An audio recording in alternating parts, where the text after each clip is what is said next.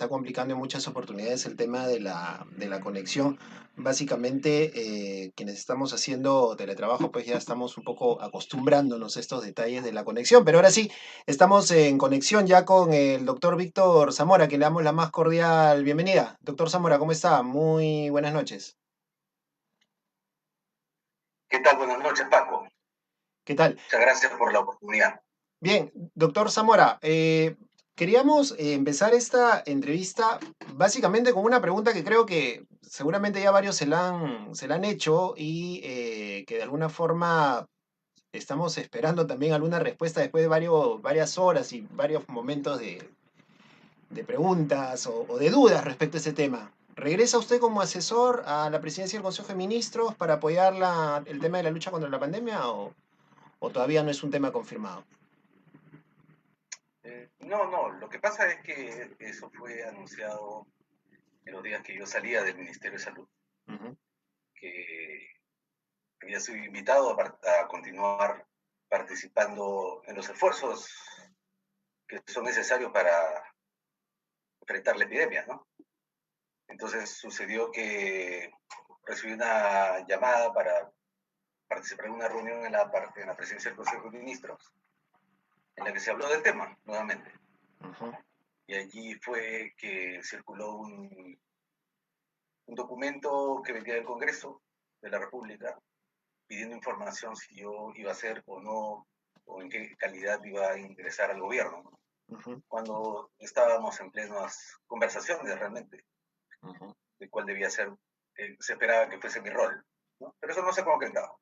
No se ha concretado. Entonces, usted ahorita no está de vuelta en en el gobierno ni como asesor. Eso no es un tema que se haya concretado. ¿No? Correcto, correcto. Bien, doctor Zamora, hablemos ahora del tema, ¿no es cierto?, que nos convoca, que tiene que ver con el manejo frente a la pandemia, las nuevas medidas que se han tomado. Este domingo vamos a tener nuevamente un domingo sin salidas, un domingo con restricciones, ¿no es cierto? Y hay quienes han criticado estas decisiones porque se está diciendo que se ha retrocedido en lo que se había avanzado frente a esta lucha contra la pandemia. Es así? ¿Considera usted que estamos tomando un retroceso o en todo caso era una medida previsible frente a este rebrote del virus? Bueno, yo en general trato de no referirme a algunas críticas que parece que no conocieran la historia de la epidemia a pesar de ser tan cercana. Ujú.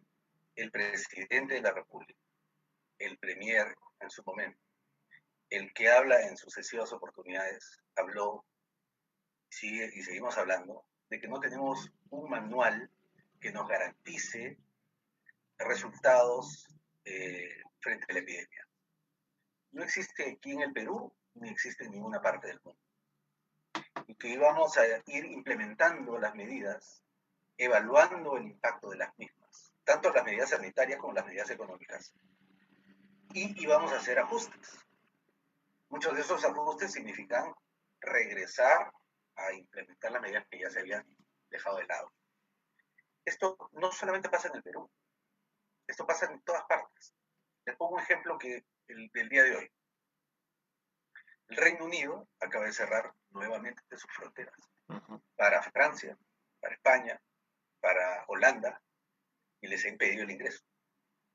¿Este es un retroceso? Uno podría considerar que sí.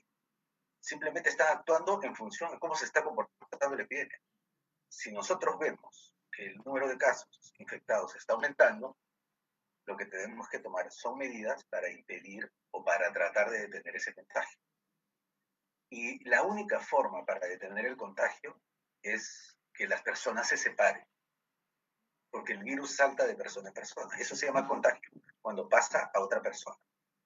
Y hay dos formas para separar a las personas. Solo dos. Una, Paco, por favor, mantén tu distancia. Ujú. Paco, por favor, no salgas. Paco, por favor, no vayas a los lugares que están llenos de gente. Ujú. Y si tú no me haces caso, mira, Paco, estás prohibido de salir. Vamos a tomar una medida que te Ya, como tú no puedes, o no sabes, o no quieres, no queda otra que poner medidas que limiten tu movilidad. Porque eso es lo que está pasando. No todas las personas se comportan de esta manera porque no entiendan. Eso no es así. Muchas de nuestras personas se están contagiando porque no tienen una opción. Cuando Exacto. tienen que salir a trabajar, nuestro sistema de transporte es muy precario. Largas colas, 70% del transporte es informal, el metropolitano está lleno, ya no me dejan entrar, voy a llegar tarde, me tomo una combi o me tomo un colectivo, ¿no? Los niños se están infectando, también se están infectando. ¿Por qué? No es porque se dan una vuelta en el parque, porque la mamá y el papá están saliendo a trabajar y salen con sus niños. O mamá y papá salen a trabajar y cuando regresan contagian a sus hijos. O porque ahora que ya están abiertos los establecimientos de salud, los niños están regresando a los servicios para que reciban su vacuna y de paso los están evaluando. Ujú. Entonces hay múltiples factores que ahora hay que tomar en cuenta para llegar a una conclusión y luego una acción. Y esta acción hoy es restringir la movilidad.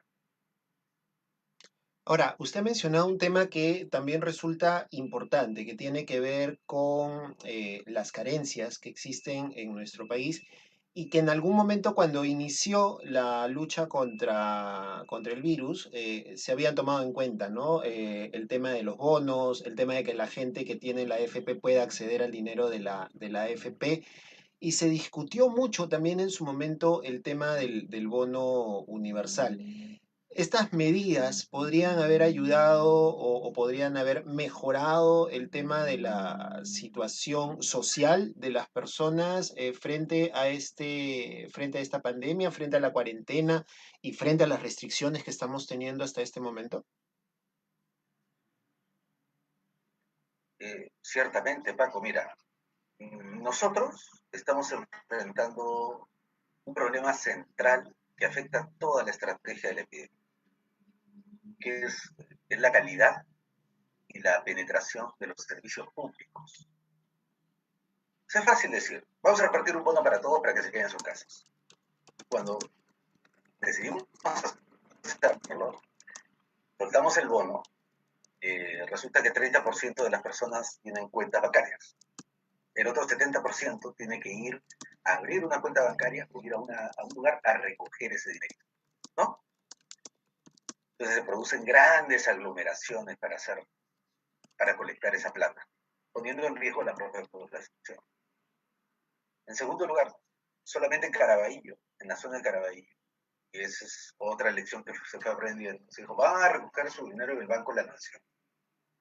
¿Cuántas oficinas del Banco de la Nación existen en Caraballo? Ujú. Una, en todo Caraballo. Nuevamente, no tienes cuenta y solamente hay una sola oficina.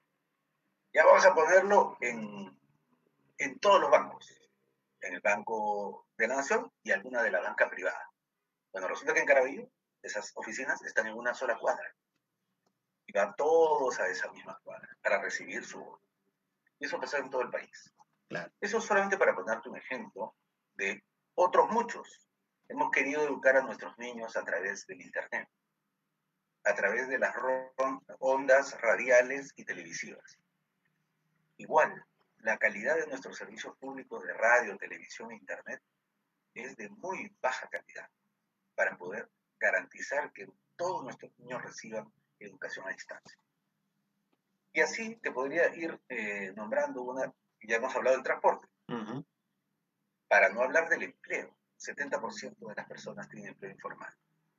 Por lo tanto, eh, ganan al día. Otros iluminados dicen, bueno, que pasen al teletrabajo. Teletrabajo para un país que es básicamente manual. Nosotros no somos un país que es básicamente de servicios que se hacen a través de la Internet.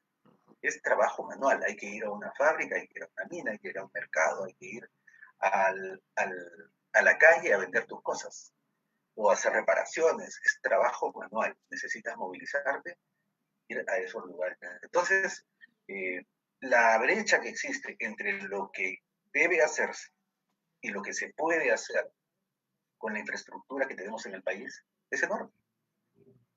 Para no hablar del sistema de salud, que tú ya lo Claro, conoces. y que ese es el tema también que usted también maneja y conoce, que es el sistema de salud, que algo se amplió, se trató de hacer la unificación, ¿no es cierto?, del sistema, o en todo caso de buscar este contacto con las clínicas, ¿no es cierto?, también para poder proveer de camas UCI, de proveer de espacios para la atención, pero tampoco resultó como se esperaba porque las clínicas tampoco contaban con la cantidad de camas que se esperaba y la parte previa que fue el tema de la negociación, ¿no? Que fue una situación muy, muy complicada porque las clínicas tampoco daban su brazo a torcer con la parte económica. ¿Usted reconoce en este momento sobre este asunto de las clínicas algún espacio de autocrítica para decir, debimos haber sido más duros de intervenir directamente en las clínicas y de actuar con el poder que teníamos en la Constitución e intervenir las clínicas y traerlas para el servicio de la salud pública?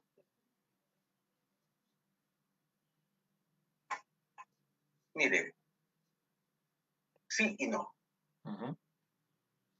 La sensación, y es válida la sensación y la crítica, es de ¿por qué no intervinieron las clínicas antes? En realidad, la cantidad de camas UCI que tienen las clínicas en el Perú suma 200 camas UCI. Y en el sector público, nosotros hemos llegado a sumar 1.500 camas UCI. Priorizamos el crecimiento del sistema público, tanto de la Seguridad Social, del Ministerio de Salud y de las Fuerzas Armadas, porque ahí estaba el hueso. Ahí estaba la mayor cantidad de volumen de camas de unidad de cuidados intensivos, no en las clínicas. Si nosotros, además de pelearnos, de ir para la parte legal, incorporábamos a las clínicas, íbamos a ganar aproximadamente 200 camas. Y lo que se necesita en el Perú son mucho más que eso. Recuerda que nosotros empezamos con solo 100 camas. 100 camas UCI el 20 de marzo cuando yo asumí la cartera. El 15 de julio, cuando yo he dejado la cartera, he dejado 1.500 camas UCI funcionando. Lo mismo pasó con hospitalización. Yo recibí la cartera con 3.000 camas de hospitalización para COVID. La he dejado en 18.500 camas para hospitalización por coronavirus. Lo mismo pasa con muchos que afirman y dicen lo siguiente: ¿por qué no se hizo pruebas moleculares? ¿Por qué no se hizo pruebas moleculares? Y nos han tenido casi 4 meses y continúan con la misma jerigonza de decir pruebas moleculares y pruebas moleculares. Que es una de las Por dos cosas que le han razones. imputado también en estas horas en las que se hablaba de de su supuesto ingreso al gobierno nuevamente como asesor, ¿no? De que durante su gestión se insistió con este tema de las pruebas rápidas y no las moleculares y digamos que es un tema bastante técnico en realidad como para poder decir, sí, las moleculares son mejor que las rápidas, ¿no?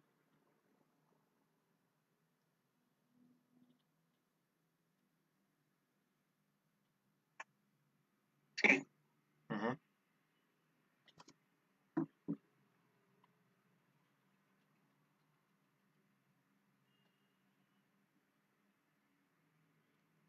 Doctor Zamora, ¿nos escucha?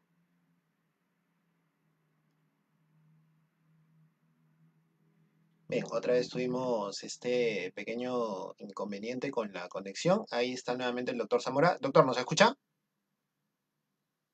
sí, sí, perfecto. Ya, correcto, correcto. Le decía que había toda esta polémica, ¿no? Respecto a lo que usted menciona también sobre el tema de las pruebas rápidas versus las pruebas moleculares y todo el dilema que este había generado. ¿Este es un punto en el cual hay algún tipo de consenso mundial respecto a decir estas pruebas son mejores que las moleculares son mejores que las rápidas o todo funciona para definir la cantidad de casos que se pueda tener en un país? Mire, esa discusión ha sido 4 meses largas, ¿no? En las cuales siempre hemos manifestado exactamente lo mismo. Ujú. La prueba molecular tiene una ventaja superlativa sobre la prueba. Es más, el margen de error es menor. Sin embargo, toma más tiempo y es más costoso hacerlo. Menos sensible, pero es mucho más rápida. Nos permite un diagnóstico, aunque de menor calidad, de manera rápida. En el caso del Perú, no sé si se me estoy conectando bien. Sí, sí, lo escuchamos. En el caso del Perú. En el caso del Perú, cuando yo asumí la cartera, ya la decisión para el uso de las pruebas rápidas había sido tomada y se tomó sobre la base de que ya en el mercado no existían pruebas moleculares. El Perú no había comprado a tiempo sus pruebas moleculares y el mercado se había cerrado. Insistimos durante 4 meses en seguir haciendo pruebas moleculares y las hemos seguido haciendo casi durante toda mi gestión, aumentando cada vez más. Tanto así que nosotros empezamos aproximadamente con 20.000 pruebas moleculares en el almacén y yo he dejado 450.000 pruebas moleculares. Y han ingresado aproximadamente 250.000 a 300.000 nuevas pruebas moleculares ahora. No, pero no basta tener el kit de la prueba molecular. Hay que usarla en un aparato para procesarla. Ese hisopo que te ponen, hay que llevarlo a un laboratorio, te ponen un aparato, y en ese aparato tiene que procesar cada vez más muestras. Bueno, resulta que en el Perú nosotros tenemos solo laboratorio en todo el país capaz de procesar 500 de estas pruebas. Día. Solo 500 al día. Hoy, la capacidad del país es de procesar 10.000 pruebas diarias en 15 puntos de todo el país. O sea, la capacidad para hacer pruebas moleculares ha mejorado sustantivamente. Eso no lo teníamos el día 20 cuando yo empecé.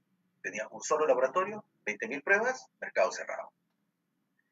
Insistieron, ¿y por qué no hacen pruebas moleculares? Porque no hay mercado, y aunque hubiese mercado, no tengo los laboratorios.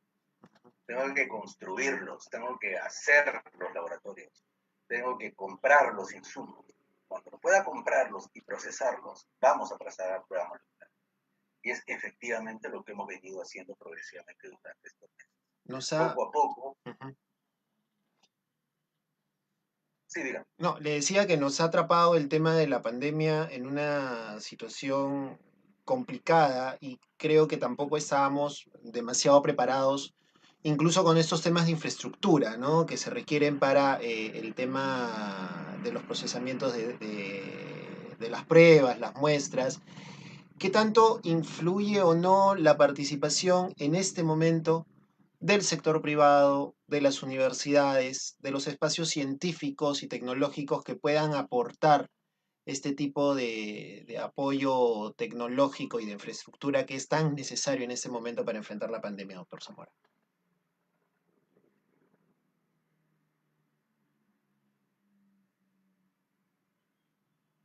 Bueno, de esos 15 laboratorios en la mayoría Marcos, está la Universidad Cayetano Heredia, que tuvo dificultades para poder ingresar a la red porque tenían que pasar por unos sistemas de control de bioseguridad, porque de lo que se está cesando en ese laboratorio son virus vivos. Entonces, tenemos que tener niveles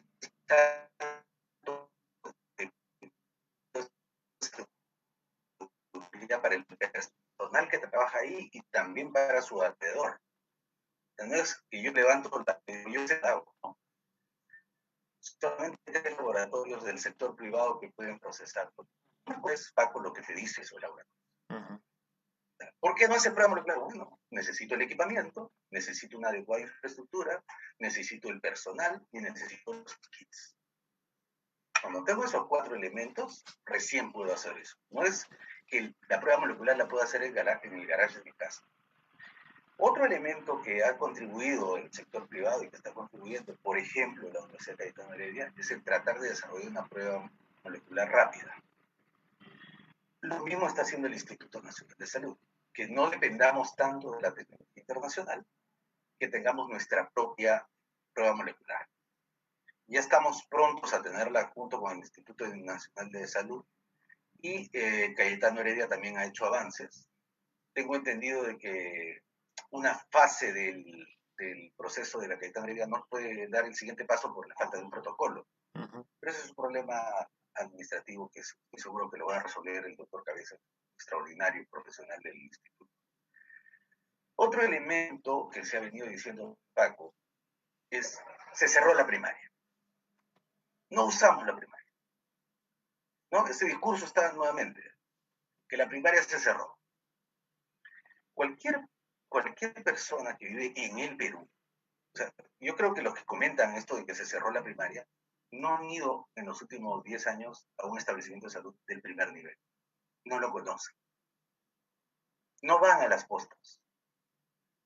Porque, ¿de qué primaria estamos hablando? ¿Cuál es la primaria que teníamos antes de la pandemia?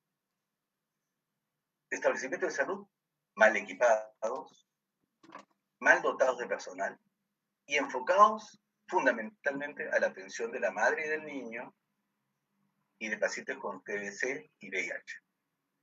Las personas adultas con hipertensión y diabetes raramente asistían a los establecimientos de salud primario porque no había especialistas para esas enfermedades. Cuando vino la epidemia, una de las medidas que se tomó fue que el personal de salud mayor de 65 años, con hipertensión, con diabetes u otra enfermedad, se fueran a sus casas porque era personal de riesgo. O sea, no podíamos poner a nuestro personal en riesgo de contagiarse. ¿No es cierto? Bueno, ¿cuánto ha significado eso? Solo esa medida. Que el 40% del personal de salud se haya ido a sus casas de la primaria. Solo en el hospital Loaiza, 2/3 partes de las enfermeras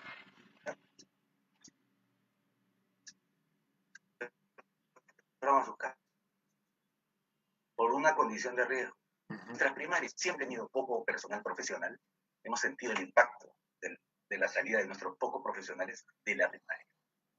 Un segundo elemento. Al inicio de la epidemia, todos nos hemos preocupado por UCIs, por camas de hospitalización, ¿no es verdad? En todo el mundo. Y lo que hizo el Ministerio de Salud, nuevamente cuando yo asumí la cartera, es que todas las compras de los equipos de protección personal, la mascarilla, los lentes, las botas, los guantes, todo había sido para los hospitales, tanto para la unidad de cuidados intensivos, para la hospitalización y para emergencia. ¿Cuánto se compró para la primaria? Nada. Nosotros hemos tenido que comprar equipos de protección personal para la primaria. 5 millones de unidades de equipos de protección personal fueron comprados en el mes de marzo.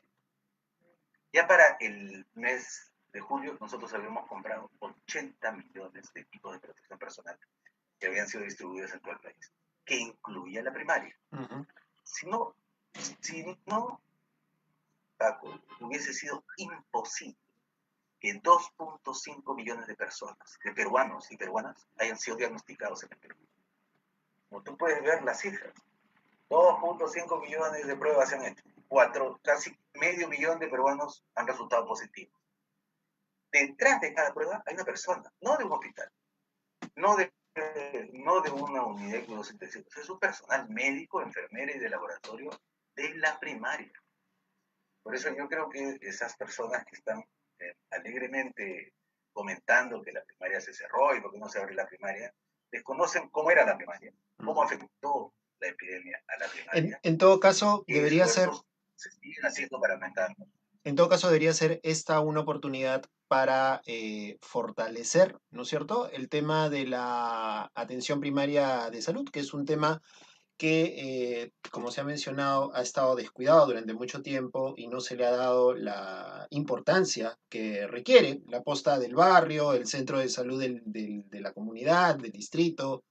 Es el momento, en todo caso, de repotenciarlo una vez pasado en algo este tema de gasto presupuestal también para la lucha contra el virus, ¿no? Totalmente de acuerdo. No solamente potenciar la primaria, como lección aprendida, para esto y para el futuro. Segundo, para unificar nuestro sistema de salud totalmente fragmentado. Tercero, para revisar las bases de la descentralización en salud. Hemos visto cómo en algunos lugares claman para que el Ministerio de Salud intervenga en las regiones de salud porque ven que no está gobernándose adecuadamente el sector salud, o eso al menos es lo que percibe. Entonces, hay varias cosas que tenemos que revisar de nuestro sistema de salud, inclusive la forma en que se compran y se distribuyen los medicamentos. El presidente cuando se fue a Piura, abrió los almacenes. Todo lo que se había distribuido, metido en el almacén. No se había distribuido a nivel de la región. Se fue a Arequipa, abrieron los almacenes. Todo lo que se había comprado metido en el almacén, no se había distribuido. Yo creo que allí, por ejemplo, esa es otra lección, que la alianza con el sector privado pudo haber sido mucho más potente. El Ministerio de Salud, gran comprador, pero el Ministerio de Salud es el gran comprador de medicamentos en el mundo, pero es un pésimo distribuidor, pero pésimo distribuidor. En cambio, el sector privado, una de sus grandes fortalezas es que es un buen distribuidor, es un buen logístico. En el último punto del país encuentras un producto que ha sido del sector privado que lo distribuye a esa bodeguita que está en Purús, ¿no? Es Nosotros curioso que deberíamos pueda ser uno capaces de encontrar una utilizar. cerveza, pero no un medicamento, ¿no? En el lugar más alejado del país. Es correcto. Entonces, y además, la empresa privada sabe cuando esa cerveza se va a acabar Ujú. para enviarle el reemplazo. Nosotros hasta ahora en el Ministerio de Salud no somos capaces de monitorear si los medicamentos se van a acabar o no. No tenemos esa capacidad en tiempo real. Ujú. Por ejemplo, allí hay una lección que podemos aprender y utilizar la plataforma logística que el sector privado nos pueda brindar para que sea más oportuna la distribución de nuestros medicamentos y de nuestros equipos de protección personal. Ujú. Finalmente, doctor Zamora, el tema del seguimiento de los contactos con las personas afectadas por el COVID que luego han podido sobrevivir felizmente a esta enfermedad, que es un tema del que también se ha hablado, ¿no? No hay un sistema de seguimiento para saber, por ejemplo, yo me enfermo, no sé cuál es mi red el Estado no sabe cuál es mi red de contactos, mis padres, mis abuelos, mis tíos, mis primos, mi esposa, mis hijos. Esta red de seguimiento, ¿se podrá tener pensado en algún momento para poder ser aplicado y que en todo caso pueda servir también para ir viendo por dónde está yendo la enfermedad? Bueno, en el Perú intentamos hacer un sistema de traceo, un sistema trazador de contacto, Ujú. contact tracing en inglés, que ha sido muy eficaz en algunos países como Corea del Sur, China y algún otro. No ha sido un éxito en todo el mundo, no ha podido ser implementado. Incluso en Estados Unidos ha resultado ser un fracaso. En España todavía no pueden implementar su sistema de contact tracing. En el Perú lo intentamos con el aplicativo El Perú en tus manos, que llegó a ser bajado por 1,5 millones de personas. Pero como no estaba listo, como no podía hacer el seguimiento en tiempo real, por otras razones, perdió popularidad. Ujú. Entre las razones está la baja calidad de nuestro servicio, nuevamente. Pero uno, la penetración de la telefonía celular inteligente, ¿no? Donde tú puedes bajar una aplicación, no es homogénea en el Perú. Llega casi el 90% de la población de los estratos A y B y es el 60% de los estratos C, D y E. Entonces, el contact tracing solamente iba a servir en aquellos lugares donde estaba impactando más la epidemia, que eran los conos, en el caso de Lima, solamente para 6 personas. Ujú. Segundo lugar, el contact tracing o el sistema de trazado necesita de que tú, Paco, tengas tu diagnóstico, ya sea molecular o por rápida, que esa dirección es el aplicativo, que tu dirección sea la correcta. Para que sea correcta, se basa en tu DNI. Seguramente tu DNI tiene la dirección de tu casa. Eso en el Perú, por lo menos en un 30%, la dirección del DNI no corresponde a la persona. Y hay cerca de 1 millón de peruanos que no viven en el lugar que dicen, porque son población flotante. Esa es otra limitación estructural del contact tracing. O sea, tu dato no corresponde a la realidad. Aparece lo de tu DNI, pero tú no vives donde dice tu DNI. Claro. Entonces tendríamos que regresar al registro manual, ¿no? O sea, usas un aplicativo moderno para llenar datos manuales, que es lo que pasa con otros datos en el Perú, ¿no? Como el caso de la montaña. Y el tercero es que depende de dónde están tus contactos, cuáles son tus contactos más prevalentes. En el caso del Perú, tú vives en San Juan del Lurigancho. Muchas de nuestras ciudades son ciudades dormitorio. Tú duermes en San Juan del Lurigancho, pero tú pasas la mayor parte del día trabajando en Jesús María, en el mercado. Llegas a las 7, 8 de la mañana y te vas a las 6 de la tarde. Has tenido contacto en el transporte público, has tenido contacto en el mercado, has tenido contacto mientras has salido del mercado y eventualmente regresas a tu casa y tienes contacto. ¿Cuáles son los contactos más importantes? ¿Los del mercado o los de tu casa? En lugares como Corea del Sur y otros, esa movilización de los trabajadores hacia los centros de trabajo no es tan intensa, o son bien reconocidos, ¿no? No tienen el problema de la penetración de los teléfonos celulares y el grado de confiabilidad del dato personal es altísimo. En el caso del Perú, nuevamente la calidad de la infraestructura que soporta estas aplicaciones nos ha sido limitada. Esto no significa que no se pueda volver a hacer. Se puede volver a intentar, ¿no? Pero dado el alto grado de contagio que existe hoy día, el aplicativo te presenta un mapa donde están los contactos más cercanos para evitar justamente tener contacto con ellos. Dado el alto grado de contacto en el Perú, el mapa va a ser bastante rojo, digamos. Mucha cantidad de gente infectada. Entonces, tiene todavía el contact tracing limitaciones que seguir. Eso es lo que ha pasado incluso en otros países, ¿no? Estados Unidos ha sido un fracaso de contact tracing por otras razones, donde en Estados Unidos no quieren darte simplemente el lugar donde tú vives, por ejemplo. Considera un dato confidencial.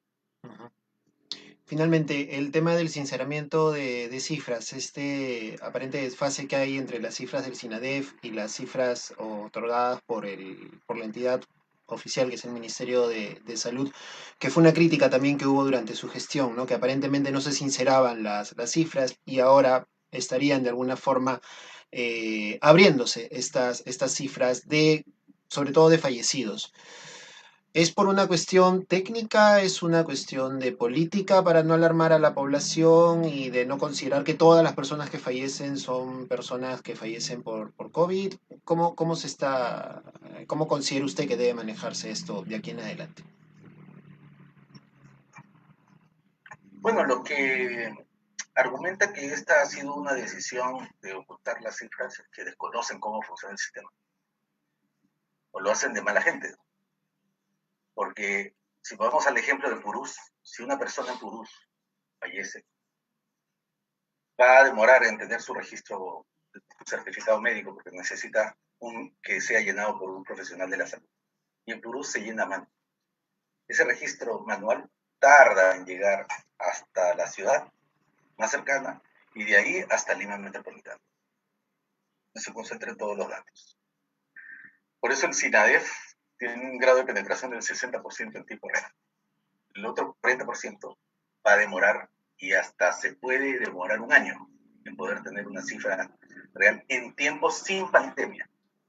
La última actualización del SINADEF del año 2019, del año 2018, del 2017 se publicó a inicio del 2019, para que vean cómo el desfase en el tiempo. Por eso digo que las personas que opinan no conocen cómo funciona este sistema. En segundo lugar, hay un sistema de registros de la epidemiología nacional, el sistema de notificación. 8.000 puntos. Todos piensan que los 8.000 puntos informan todos los días y lo hacen todos los días bien. Eso tampoco no es verdad. Ni informan todos los días con la regularidad que se quisiera, porque depende del factor humano. Ni todos los registros se hacen bien. Cuando abrimos los datos el 22 de mayo para que tú, Paco, cualquier persona lo pudiese ver, el 22 de mayo abrimos todos los datos a través de una política que el propio presidente ha impulsado de datos abiertos, ¿no? Cuando lo pusimos todos los datos abiertos, el jefe de la unidad de tecnología dice, doctor, ¿cómo vamos a poner los datos? Todavía no están limpios, ¿no? Porque hay mucho dato mal llenado, ¿no? Uh-huh. Anecdóticamente, había una persona que había muerto 5 veces. Y la epidemia por COVID había desde 1998, porque el registro que se hizo era incorrecto. Entonces, todos esos datos hay que limpiarlos con cierta regularidad. O sea, más que ocultamiento de cifras... Para que tengan cierto nivel de... Más que ocultamiento de cifras, estamos hablando de un subregistro, en todo caso, porque no hay un registro 100% completado por estas falencias que usted está mencionando. Hay desfases, varios. Okay. El subregistro es el inicial, o sea, todas las personas que tienen COVID no son todas las personas que realmente han tenido COVID en la sociedad, porque necesitamos un diagnóstico, sea este de sospecha o un laboratorio. Mucha gente ni siquiera sabe que tuvo COVID, para ponértelo, no está en los registros. Uh-huh. Luego, con esos registros, algunos de ellos fallecen. Y esos registros de fallecimientos va a depender si lo escribieron en un papel o lo llenaron en un aplicativo. Luego hay que ver si esos datos son consistentes con la historia clínica y los resultados de laboratorio. Y eso pasa en todos los países. Por ejemplo, tengo un dato acá para tu información. En el 31 de mayo, el desfase entre el SINADEF de los Estados Unidos y el sistema de notificación de los Estados Unidos tenía una diferencia de 45.000. En el caso del Perú, para el 31 de julio, tenía una diferencia de 25.000. México, 18.000. Ecuador, 17.000. España, 16.000. Italia, 10.000. En todos los países hay una diferencia entre la mortalidad que se calcula que debe tener la epidemia y la que se va informando todos los días, ¿no? Esa brecha tiende a cerrarse a medida que pasan los meses. Por eso formé yo la comisión el 4 de junio para que pudiese elaborar ese trabajo, ¿no?, tedioso de ver ficha por ficha y poder cerrar este desfase. Eso fue lo que anunció la ministra cuando llegó después de su juramentación, ¿no? Presentó el primer informe de la comisión que yo había formado. Y ahora se presentó el segundo informe y va a haber un tercero y uno cuarto y uno quinto, por su trabajo permanente. Bien, doctor Zamora, para terminar, una pregunta de carácter político, si quiere llamarlo de alguna forma. Usted deja el cargo tras la salida del señor Vicente Ceballos como presidente del Consejo de Ministros. ¿Esta salida fue una decisión propia? ¿Fue conversada con el presidente Vizcarra ante la llegada de un nuevo presidente del Consejo de Ministros? ¿Cuál fue la razón, en todo caso, o el motivo por el cual se dejó de contar con su presencia en el gabinete ministerial? Bueno, una convergencia, ¿no, Paco? En primer lugar, el desgaste del gabinete. No solamente salí yo, sino salimos 13 miembros del gabinete, un gabinete que había trabajado 120 días y algunos de mis colegas mucho más tiempo al frente de esta epidemia, que ciertamente es un trabajo agotador en términos físicos, mentales, espirituales, ¿no? En segundo lugar, el presidente electo, el premier electo para esas fechas, el señor Cateriano, ya había adelantado opinión en el sentido de que, según su opinión, yo debía salir de gabinete. Okay. Y en tercer lugar, en el Congreso de las Repúblicas, 2 comisiones habían pedido interpelación, y eso ponía en altísimo riesgo al presidente de la República que uno de sus ministros sea eventualmente censurado en el Congreso, en el cual habría altísimo nivel de incertidumbre e inestabilidad. Entonces, por un lado, agotamiento del propio gabinete, en segundo lugar, el ingreso del señor Cateriano, y en tercer lugar, esta relación ríspida con el Congreso de la República. Ujú. Bien, en todo caso, como dice usted, es una convergencia de hechos las que finalmente provocaron su salida del gabinete. Bueno, doctor Zamora, le agradecemos muchísimo por haber conversado con nosotros, por haberse conectado a esta hora para dialogar con nosotros aquí en Plan de Escape. Y nada, estaremos a la expectativa de ver qué ocurre más adelante y un poco también qué va a pasar también con relación a usted y su vida pública, ¿no? Seguramente nuevamente en el tema de salud o pensar en algo más partidario, más político, con miras a las elecciones del próximo año. ¿Ha pensado en eso o ahorita está todavía en un periodo sabático, de alguna forma? No, Paco, mira, tanto para ti, para tu familia, para mí, para mi familia, para mi barrio, lo que nos preocupa es la epidemia. Y creo que eh, las lecciones que nosotros en la gestión hemos aprendido de nuestros errores y de nuestros éxitos, de nuestros avances y de nuestros nuevos retos, como los que vienen hacia adelante, por ejemplo, solo dos: la vacuna y cómo implementarla, o qué vamos a hacer con los pacientes, con las personas que vencieron el COVID, pero han quedado con algún nivel de discapacidad, que están esperando ser tratadas en los servicios de salud. Este, Estamos atentos, ¿no? Estamos atentos. Yo he estado vinculado al sector de salud por más de 30 años. Eh, Quiero mucho al Ministerio de Salud. Creo que estoy dispuesto siempre a dar mi opinión a través de ustedes o directamente para quienes lo consideren. Entonces, nuestra prioridad hoy día, Paco, no son las elecciones, creo que tampoco es las actividades políticas de otros, es la epidemia. Ujú. Está en juego nuestro país, nuestro futuro. Muy bien. Doctor Zamora, con estas declaraciones cerramos esta conversación. Le agradecemos nuevamente por su presencia y hablaremos más adelante seguramente sobre este tema conforme vayan avanzando también las novedades respecto a la pandemia. Nos quedó en el tintero hablar de la vacuna, lo que hay en Rusia, lo que hay en Oxford, lo que se viene más adelante. Seguramente lo hablaremos en los próximos días. Muchísimas gracias. Estoy atento, Paco, cuando tú lo consideres. Muchísimas gracias a usted y a tu teleaudiencia. Muy bien, muchísimas gracias. Y nosotros, amigos, vamos llegando ya al final del programa, no hay tiempo para más. Nos encontramos el próximo viernes a las 9 de la noche y nos vamos de inmediato hasta Lince, porque ahí desde Lince nuestro amigo Jaime Serra viene con esta nueva edición de Argolla TV original. Va a estar con Farid Matuk, ex integrante del grupo de Convergencia, que también estuvo monitoreando el tema de la pandemia para analizar cómo va este tema de las nuevas medidas también que se están tomando con relación en la lucha frente a la pandemia. Conmigo será hasta el próximo viernes, 9 de la noche, como siempre, en Argolla TV y Plan de Escape. ¡Chau!